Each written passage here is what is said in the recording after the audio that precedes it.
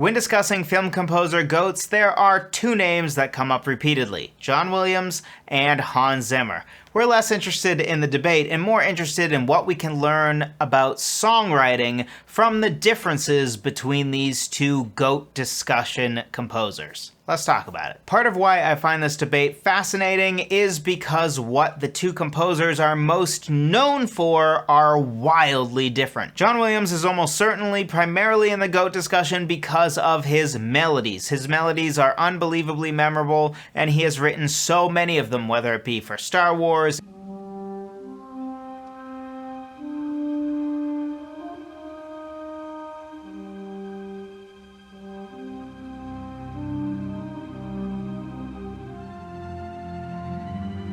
Indiana Jones,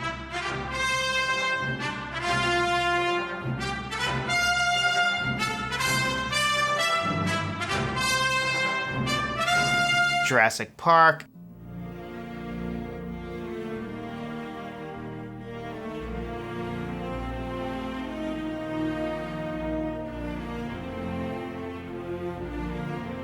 Harry Potter,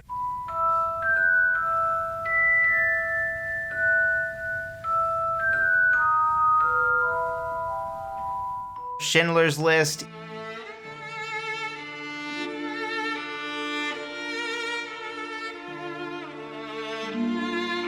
there are so many super memorable melodies out there because of John Williams. In fact, I can't think of a single classic John Williams piece that doesn't have an incredibly distinct, hummable melody. Now, on the other hand, Hans Zimmer, though he has written many great melodies himself, think of, say, Gladiator or Lion King or Pirates of the Caribbean, is mostly known for his sounds and his soundscapes and his arranging and the inventing of instruments more so than distinct melodies. Think of the Dark Knight trilogy, where he created a really distinct sound with a combination of synths and an emphasis on brass.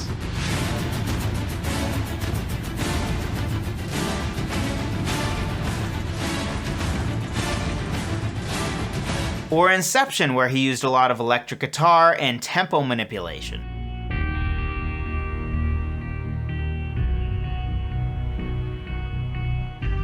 Or Dune, where he literally invented instruments and just created instruments, including with crazy things like PVC pipe, to give it that exotic, otherworldly sound.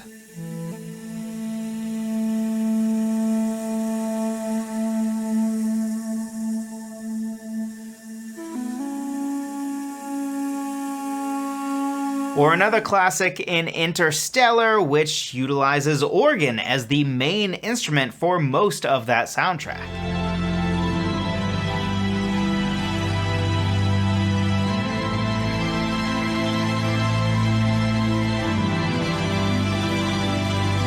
Now, I'm not saying that these don't have distinct melodies. Some of the themes do, some don't. But the emphasis for a lot of Hans Zimmer pieces is just not on the melody. He certainly has done that, again, as I've mentioned before, especially with movies like Gladiator, but he also has largely made his name, his GOAT discussion name, off of things that really aren't that melodic. So what? Why should we care about this GOAT discussion between two film composers when we are songwriters? Essentially, I think our takeaway should be that we shouldn't be so one note in what makes a great song. Very often, I think we tend to really narrow in on very specific things that cause something to be a good song, when really the truth is that what makes something a good song is when it is most what it needs to be. Some songs maybe are great because of some really sophisticated chord progression, but other songs are actually great because they have a very simple chord progression. Some songs are great because they have a melody that's super high-flying and soaring and beautiful because that's what the song demands, and other songs are actually really great because they have a very singable melody that could just be sung around a campfire. It just has that vibe, like anybody could sing along with it.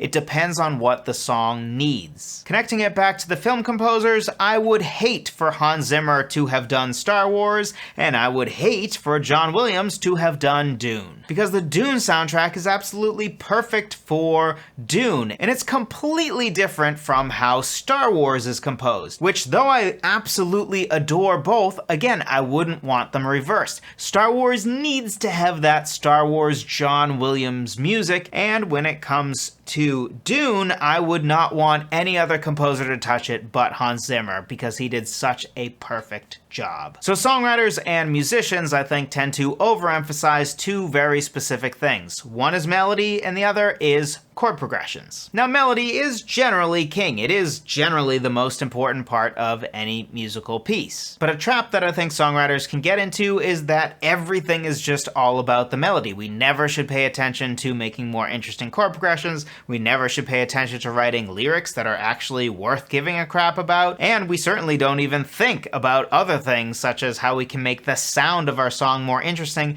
just with different instrument choices or arrangement choices. And then chord progressions is another tendency, especially with those of us that tend to be sort of theory nerds. If you're the type of person that likes to watch Rick Beato videos and really fanboy over what kind of crazy chord progression some band did in whatever song, the tendency can be to over-obsess about that and lose the plot or lose the forest for the trees, and forget that ultimately how interesting the chord progression is doesn't necessarily matter, because not every song needs to have or should have a complex chord progression, and sometimes complex isn't good, but also simple isn't always good. It is about what the song needs. So certainly caring about chord progressions and caring about melody, not a bad thing. We should care about those things, but we should not overemphasize those two and forget about all the different ways that we can write a great song. For instance, the most obvious is lyrics, because if your lyrics suck, then no matter how beautiful your melody is,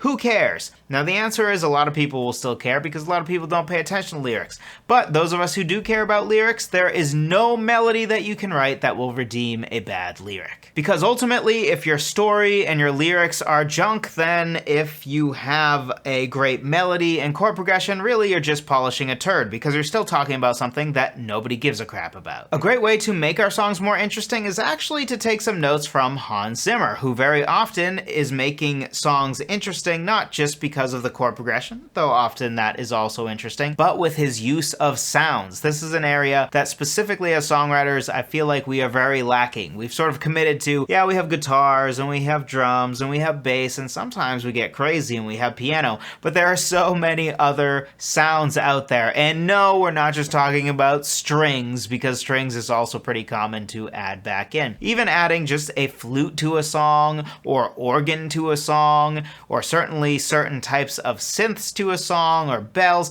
There are so many different sounds out there that we could add to our songs that would instantly make them much more interesting, but very often we don't even consider that. So if the film composer GOAT discussion means anything at all to us, it's that perhaps there is more than one way to write a great song. There's more than just melody, there's more than just chord progressions, there are a bunch of different ways to arrive at a great song, in the same way that there are a bunch of different ways to arrive at a great musical score. And if you're ready to jump in and start songwriting, be sure to grab my free cheat sheet, 20 different ways to start writing a song. This is a great way to change up how we write our songs. If you over-obsess with melody and you always write melody first, then grab this cheat sheet and you will have 19 other different ways to start a song that may be helpful to you. Or if you over-obsess with chord progressions and always start with a chord progression, again, there are a bunch of different ways to start a song. How you start your song can have a huge impact on where your song ends up.